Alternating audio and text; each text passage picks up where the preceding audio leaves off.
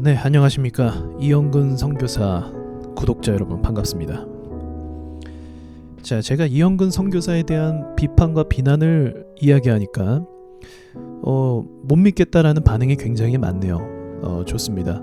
근데 사실 이것이 거짓이라고 한다면 저는 허위사실 유포로 이제 범죄를 저지른 거겠죠. 그러나 이영근 씨는 저를 고소하지 못합니다. 왜냐하면 제가 하는 이야기들은 다 사실을 기반으로 이야기하는 것이기 때문에 그렇습니다.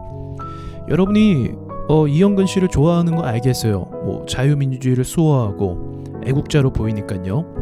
그러나 그의 이면을 보면 또 어떨까 한번 생각을 해보도록 하겠습니다. 자, 혹시 예전에 2018년도 8월 25일 날 그것이 알고 싶다에 나왔던 은혜로교회 타작마당 사건을 아시나요? 이게 내용이 뭐냐면 이 신옥주 목사라는 사람이 자신의 성도들을 막 폭행을 해요. 이것이 하나님의 은혜라는 거죠.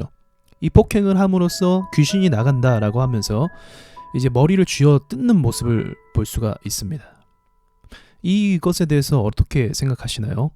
교회에서 성도를 목사가 폭행한다. 정상적인 일이 아닙니다.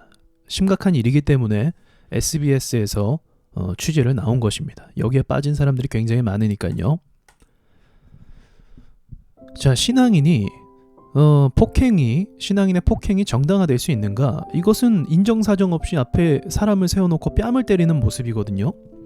이것이 여러분 보셨을 때 어떤 장면으로 느껴지시나요? 이게 사랑이라고 생각하시나요?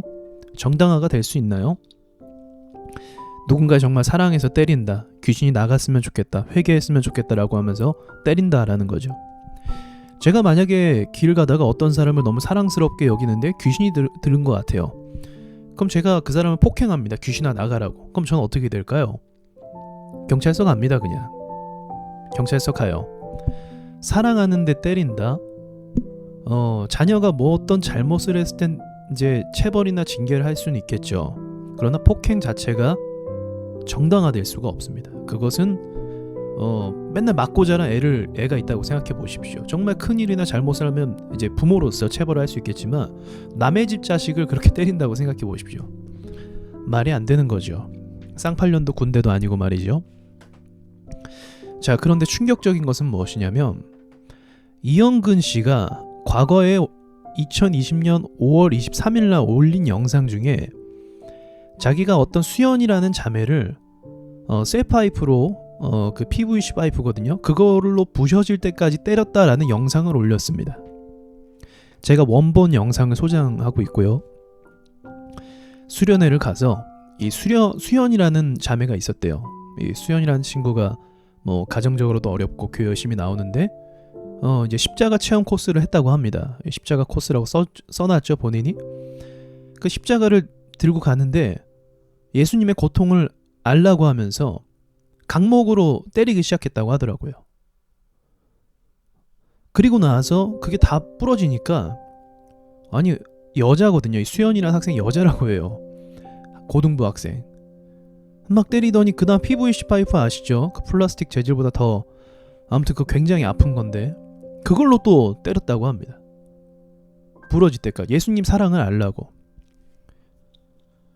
이 영상을 본인이 그때 올렸었고 구체적으로 다 이야기했습니다. 원본 영상은 제가 있기 때문에 올렸었고, 이 올린 영상에 대해서 막 눈물을 흘리는 거예요. 이영근 씨가. 제정신인가요?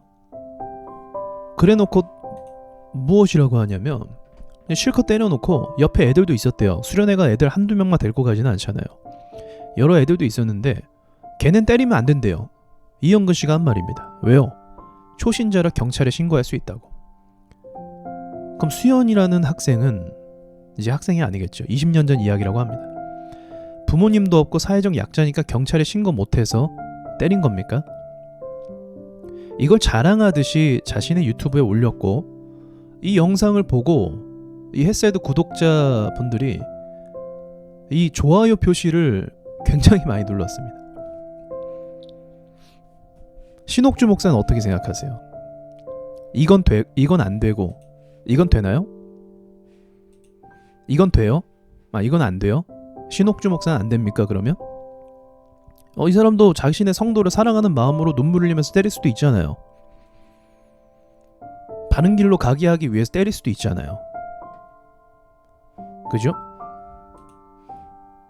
그럼 이영근 씨도 때리는 게 정당화 되겠네요. 정당화는 무슨 정당합니까? 그냥 폭행입니다. 성경 어디에도 성도 간의 교제 가운데 때리거나 폭행하는 구절은 기록이 되어 있지 않습니다.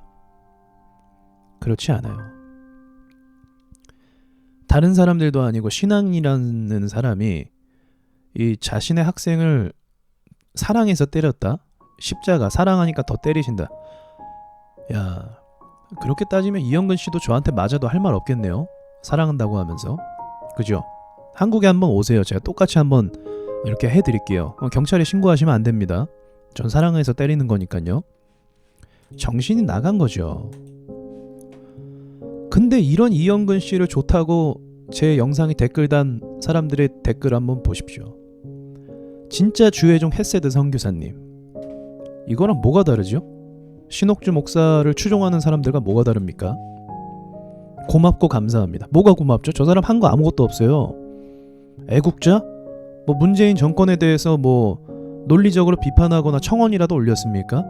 아무것도 한 거 없습니다. 유튜브에서 그냥 떠들고 있는 게 다예요. 문재인 정권은 저 사람 있는지도 모르고 정치인들도 저 사람에 대해서 전혀 몰라요. 아니, 정관훈 목사는 사람들 모아서 차라리 메시지라도 전했지. 이 사람은 하는 것도 없습니다. 제가 그래서 후원금 하지 말라니까 더 열심히 드려야겠다고 합니다. 네, 열심히 드리십시오. 네가 거짓은 아니고 전 거짓말이 없습니다. 거짓말이 단 하나도 없어요. 다 사실을 기반으로 말씀을 드리는 겁니다. 이것도 이영근 씨 영상을 가져와서 말씀드리는 거잖아요. 본인이 했던 말. 그리고 저는 추가적인 해석을 더하는 거죠. 그리고 여러분께 영상 올리는 것은 이런 사람한테 후원을 왜 하냐라는 거죠. 사기꾼이고 선교사도 아니고 다 탈퇴당했고. 문재인 정권 특징이 제 식구 감싸기인 거 아시죠? 그래서 우리는 현 정권에 대해서 많은 비판을 합니다. 그런데 이렇게 비윤리적인 사람을 가지고 애국자라고 이야기하면서 실제로 애국자인지 아닌지도 모르는 사람한테 그렇게 이야기하면서 이렇게 감싸준다. 생각해볼 문제가 아니겠습니까? 일단 제정신이 아닌 거죠. 자, 이영근 씨는 참 행복하겠습니다. 사람들 잘 속이고 있네요. 본인도 알 거예요. 아, 다 속고 있구나. 내가 이렇게 하니까 다 믿는구나. 다 압니다. 제가 이영근 씨가 2년 전부터 저를 공격해왔어요. 전 이영근이라는 사람한테 관심이 없어요. 저 사람이 먼저 저를 공격했습니다. 신학적인 주제로. 신학적인 주제도 문제가 되는 것도 아니에요.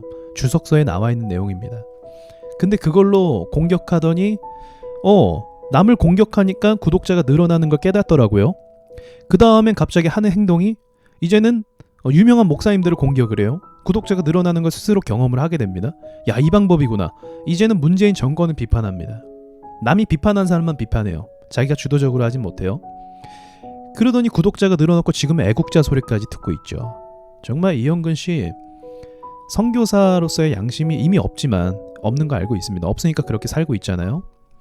이미 없지만 훗날 하나님 앞에 심판받을 것에 대해서 심각하게 고민을 하셨으면 좋겠네요. 개인적으로. 다음 영상은요. 이건 약과입니다. 이영근 씨가 얼마나 많은 범죄를 저지르고 거짓말을 했는지 여러분은 모르세요. 자신의 평생 키워주고 후원해준 교회가 있어요. 경남 쪽에 그 교회가 있는데 그 목사님 아들에게 사망보험금을 요구했습니다. 그 목사님 아들께서 이제 순교하게 되셨는데 그럼 사망보험금이 나올 거 아닙니까? 그 사망보험금을 자기한테 달라고 했던 사람이에요. 정신이 완전히 나간 거죠. 돈에 미친 사람이죠. 이런 사람이 애국자, 이런 사람이 순수한 선교사, 여러분 제대로 속고 계신 겁니다. 후원하지 마세요. 저 사람한테. 이상 마치겠습니다.